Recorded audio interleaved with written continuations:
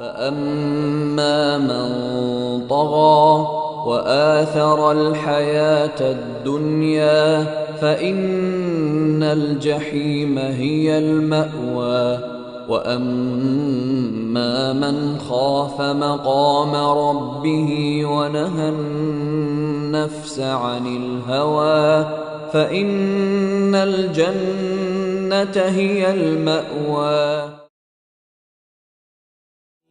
تقال العثار العظام به ويغدو الهوى ككبش ذبيح بذكر. All of the traps of the shaitan, they come down to these two things.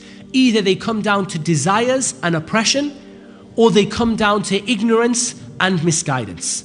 That's all of the traps of the shaitan come down to these two things. So what do we use to combat each one?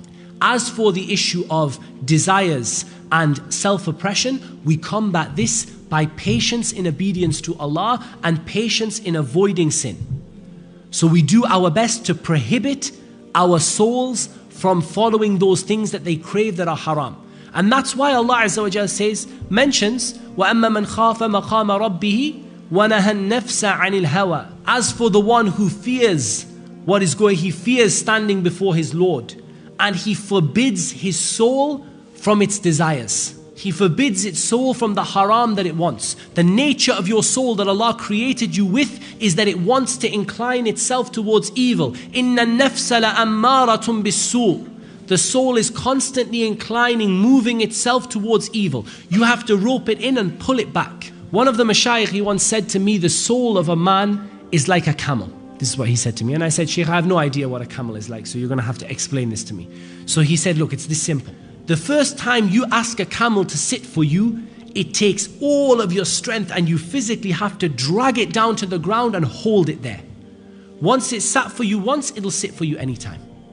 And your soul is like this. So the first time you have to get your soul away from something that it craves. Let's say you're addicted to a kind of a drug, or you're addicted to something haram, or you're in a haram relationship and it's a kind of an addiction. Your soul is finding some kind of peace and your soul is finding some kind of happiness from it. The first time you pull yourself away from that, it's going to be hard. It's going to be like dragging the camel to the ground. It's very, very physically demanding. It's very hard. But once you've got your soul used to it, your soul will behave, just like the camel will behave. A couple of times you have to drag it to the ground and then it'll behave itself. Your soul is the same. A few times you have to drag your soul to the ground and force it to obey you, and then after that it will behave itself. So this is an example of how we combat desires and we combat self-oppression. How do we combat ignorance and misguided notions and false beliefs that are spread amongst the people? We combat these by getting knowledge in Islam. So we can summarize our method against the shaitan, against the traps of the shaitan, that we get knowledge and we act upon it and we call others to it, and we are patient as a result of what happens to us when we do so. We are patient in doing good deeds and patient in keeping away from evil deeds and patient upon what befalls us from the qadr and the qada of Allah subhanahu wa ta'ala when we do that. يا ليت اليوم تفهمني وتفهم خاطري ورحل تكلم والشجرة مني سيف الهم تراه استل سيف الهم